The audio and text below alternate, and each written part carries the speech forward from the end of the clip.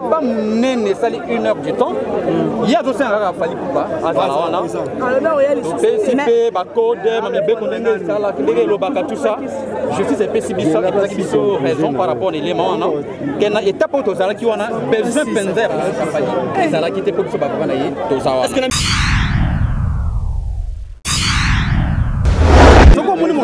déjà posé na tribunal na parquet et na tribunal c'est donc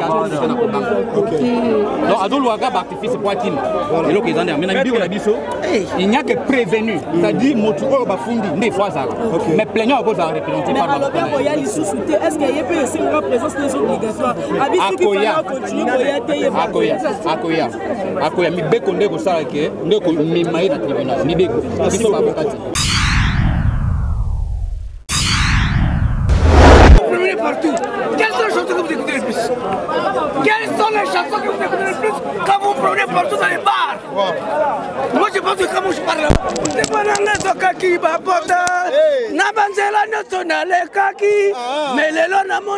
est-ce que vous avez chanté notre chanson? Vous écoutez notre chanson? Je vous jure que ce procès doit partir en ordre. On doit donner la raison à Fally Caprio compte tenu de tout ce qu'il a fait. Mais comment voulez-vous comparer à quelqu'un qui est le premier, qui est le leader aujourd'hui?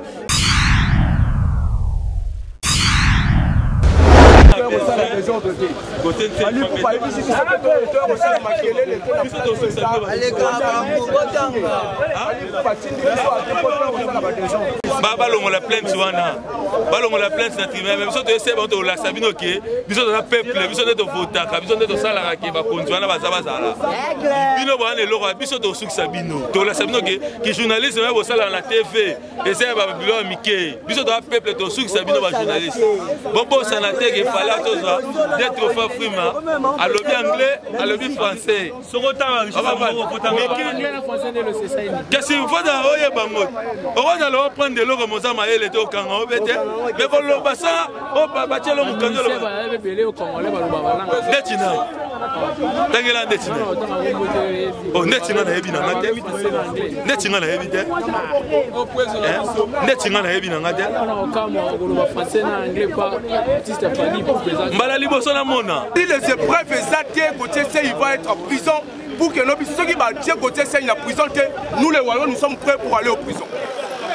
Tous en a pour ça que non le lot Gauthier CI à la Kisabiso mais bref ceux qui que le lot bango ba la Kisabiso mais bref là ba congolais ba ko yebelo ko nini ba ko sala ou bien makamango ke comme pona et comme na makamuti ko ta président de la République là que à la Kisabiso que non justice zo salama ça sera comme ça.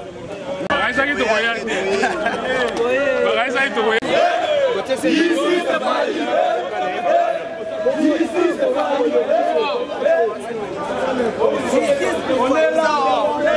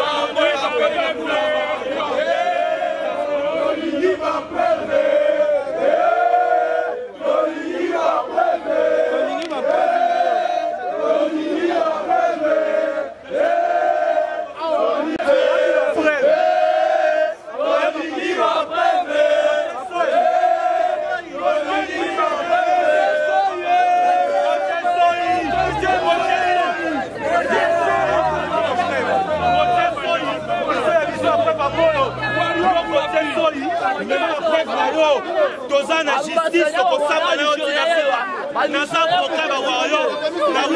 Nigeria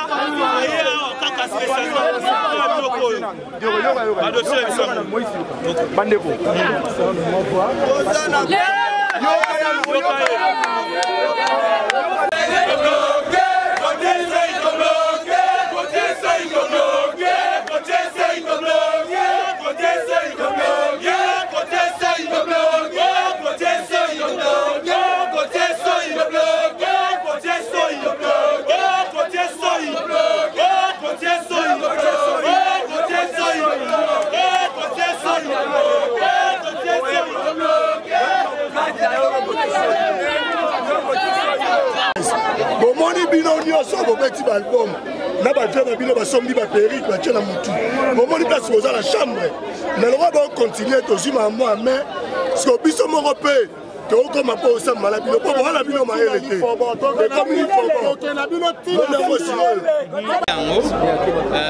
na audience passée monsieur Gauthier s'est assengaki 2 semaines quoi qu'il ne remet ma preuve là vous présenter la justice avant qu'il ait mission et biso comme autorité Camille pour préparer droit de défense on est protégé par la constitution pour le bac c'est un citoyen congolais il fallait que nous connaissions la preuve tout ça pour présenter la commande de défense là et en gros tu acceptes le ministère public là le bâti c'est ça normal pour présenter la commande de défense là à ça la nuance a une preuve donc participante à Koki qu'on s'est fait représenter par ses avocats. C'est de ça qui on a. Donc, si la présence il a fallu pour pas, les alliés. Et puis, bien bon, débat n'est ça 1 heure du temps. Il y a aussi un rare fallu pour pas. PCP, Bacode, Mamibé, tout ça. Justice et PCB, ça qui ont raison par rapport à l'élément. Qu'il y a une étape où les alliés qui ont besoin de penser. Les alliés qui étaient pour se battre. Est-ce que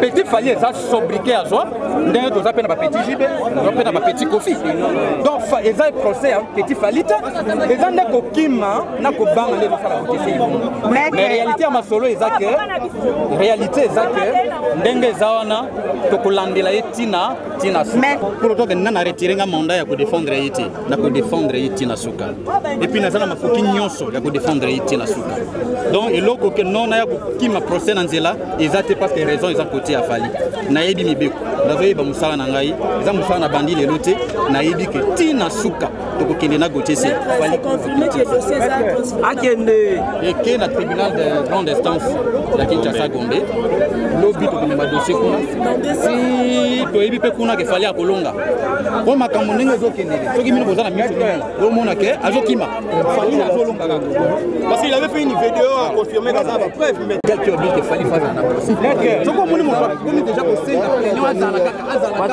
na tribunal na parquet et na tribunal c'est ka na ko donc azolo aga artifice pour akina et lo kezande amena bibi na biso il n'y a que prévenu c'est-à-dire motu o bafundi ndé fois azala mais plaignant a besoin représenter par la est-ce qu'il y a peu c'est une présence des obligations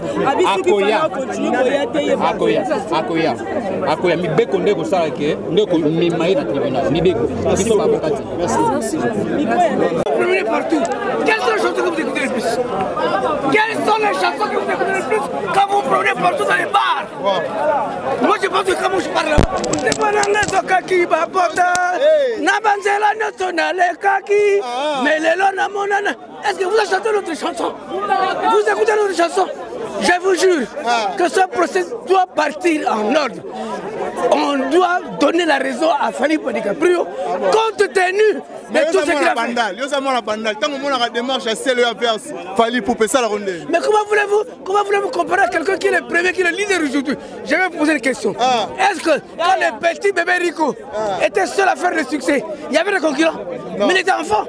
Quand Pierre Moutouri de Brazzaville faisait le succès, on dit ceci, chacun a son temps. Et au cas où aujourd'hui c'est le temps de Fally Ipupa DiCaprio, il est le seul leader de l'Afrique. Vous en avez les preuves. Mais mon cher, chaque chose a son temps. Et on a dit que chaque chose a son temps. Et aujourd'hui c'est le temps de Fally Ipupa DiCaprio. Mobutu Sese Seko comme nous l'appelons. Et vous devez les respecter et être de son parti. Pour venir avec des histoires, quelqu'un qui va se faire connaître, il va se faire connaître par le nom de Fali. Non, Zacharie s'est fait connaître lui-même en faisant du public au stade des martyrs. Il a fait le problème de tige lui-même, il a fait le plein au stade. Est-ce que lui, ce journaliste-là, quel est le jour qu'il arrivera à ce niveau-là? Pensez-vous que Fali va gagner ce procès?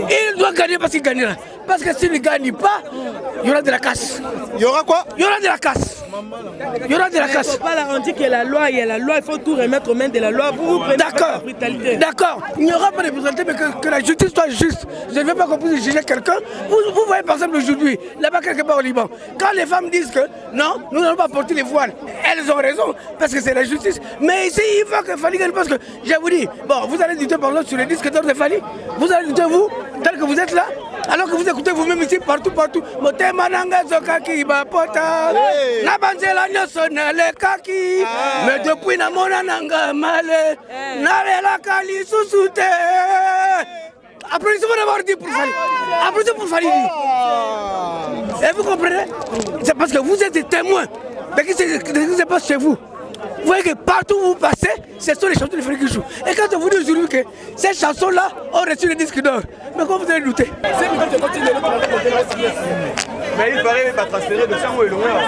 Et ben non, loin, nous sommes là. Et ben non, loin, c'est comme Braza, États-Unis, parce que les loyaux, la meilleure des choses, garçon, il faut ça là, à ça la vidéo, à ça la pardon à public. Qui n'a pas dit jamais. Mais sauf que on a protéger, attends, comment on va te tindaki. Sauf que les milieux, à la batte tindi. Ah bon. Quand il va chango. Justice na biso en tout cas président Fati a outé compagnie ça bazuzi basala musala batangela Fati ko sala matalana na justice basala musala o eza musala moko noble eza musala batamayeli basala musala ba soki ba meki ngai muto liboso na koganga papa Fati ta biso parce que fala za Congo bali ke fali le loko za nana ke chop na bala bakina mo c'est ça bala 7 ans na poto exit pona nzembo ndindi na sala succès na Congo fali le loko bimake na ko na Côte d'Ivoire to sangia a chercher pe nationalité to sangia grâce à journaliste qui ne maîtrise pas les choses qui parlent aye ko lobaka fallait construire carrière na ye bango ba yebi information te ba yebi outrage te papa we bazaki traduit na justice na Koffi Olomide pas benga Koffi pirate mais les lots ba comme pour ba ke fallait abomi mutu nous mama qui a des traduit na justice pas vous na biso kengo ado est-ce que boye ba bango Gauthier ça il est uniquement question ya pour 5 pardon donc je ne peux jamais demander pardon lokola osenga pardon te biso toza omoni justice penako baposa bavie na biso kamera eleka ya batutu eleka ya babig bon mais na fali eza posa mabe tokende yango ntina suka bakosambisa bango baswana makambo alobaki alasa bapreve epuis ntango bando aloba na plateau ya tv ondie butu mwana na énergie aza na bapreve ondie butu mwana aza na bapreve epuis garçon ake na vivendi wana oyo ake kotala na vivendi wana ye yambela biso mwana so aza journaliste d'investigation voilà qu'il n'est pas la pinaka du aza nango te bien baza bavantire baolinga bapostire bayebana na nsima fali warrior nyonso journaliste politique oyo mona otelemela fali kovote ye te kovote ye te ata banoko na yo kovote parce que bayinaka mutu boye te bayinaka bato bote mpe na otenga bavoka ya kote sei après procès ya kote sei oza na paka mosusu kosala eza na procès mosusu ekoyokisa bino soni boperdre na baclient boperdre na crédibilité na bino en tout cas wana conseil napesa bavoka bamitala bayeba carrière na bango eza na molai soki balingi falatisa carrière na bango te etali bango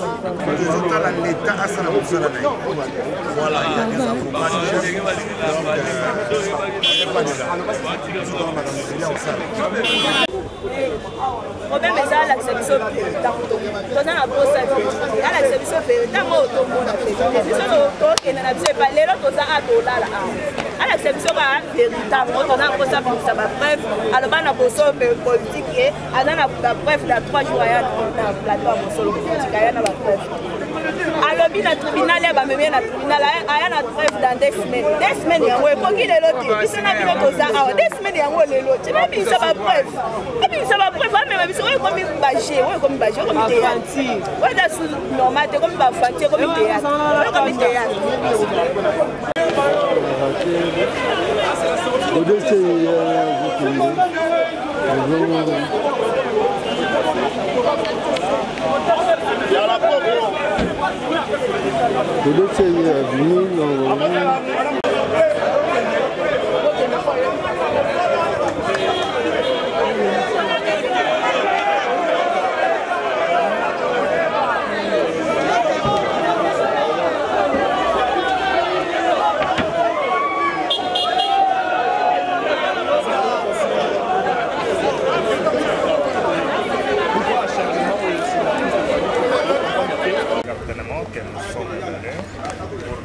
Suivre de près les poursuites qui sont engagées contre M.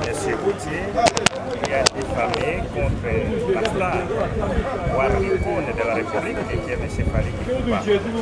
Et cela, M. Gauthier, après être devant des épreuves et des réalités d'ailleurs qui ont mis au débat, s'est vu maintenant pendu par ses propres propos, à tel point conseillé par les avocats entourés de velléités, eh bien, qui est même passé aux aveux à disant qu'il a bien des preuves des propos qu'il a tenus contre M. Falik Ipupa. Alors qu'en matière de diffamation, il n'est pas besoin de pouvoir asseoir la véracité ou la fausseté des faits dont on est reproché, mais seulement les tensions nuisibles qui est derrière ce propos qu'il ait prononcé à l'endroit ou contre M. Falik Ipupa.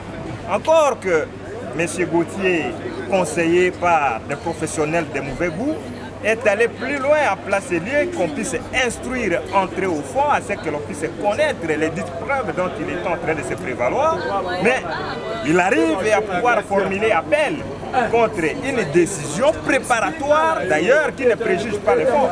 Cela est un aveu de faiblesse et d'ailleurs, il a formulé appel contre une décision de remise. Ça veut dire quoi? Ça voudrait que vous puissiez quand même nous expliquer ça en lingala. Merci beaucoup. C'est-à-dire quoi? Nandenge ya droit, le législateur a fait sa possibilité pour nous sur une décision moko ya justice songolo pakala. Isa kokendena lolenge moko ya ko étouffer par intérêt naïe, moutoana vu ça l'appel. Mais le législateur a fait ces possibilités pour nous appeler Oyo Isa fondé, n'a pas appelé infondé. On a appelé Oyo Isa fondé, c'est-à-dire que appel wana tango yo kokende pas zuzi ya likolo, ye akanile décision wana et puis akozongisa yo et pas juge oyo asambisa ki yo nase. Mais pour appel Oyo Isa infondé, on appelle au babengi dilatoire, juge ya likolo akozongisa yo et pas juge ya CT. Mais yemoko akosimba yango ako juger yo pe akoye bandenge ya ko reprocher yo conséquence qu'on appelle Oyo Isa infondé et ça que soki ba sambisi yo okosala lisusu appel été, c'est-à-dire ba privé yo na ba voie de recours, c'est-à-dire eza déconseillé pour un professionnel de droit comme nous avocats de pouvoir conseiller un justiciable ya ko formuler ba appel moko dilatoire. Donc ba conseiller mabé c'est oui, ba conseiller yen mabé c'est-à-dire quoi? Bon c'est pas sûr na ba preuve na bango ba bito ke kan appel. Oui, d'ailleurs c'est quelque chose que j'étais en train de me poser des questions. Est-ce que tango yo bimi na télévision au lobby makambo contre mutu? Est-ce que ozala na vérité, ozala na lokuta? Eza kolinga koloba neti que yo okovanda neti ba condamner yo te. C'est-à-dire quoi? Vérité awa eza que simple fait ya yo kosala makambo avec intention ya konuire mutu oyo yo zaka adresser ba propos wana ne infraction evandi. C'est-à-dire quoi? Il ne fallait pas de la vérité, il ne fallait pas pour lui ya koloba parce que ya zana ba preuve, toi zana ba preuve te. Parce que la presse eza place ya kokende ko dénoncer le kutato vérité ya mutu.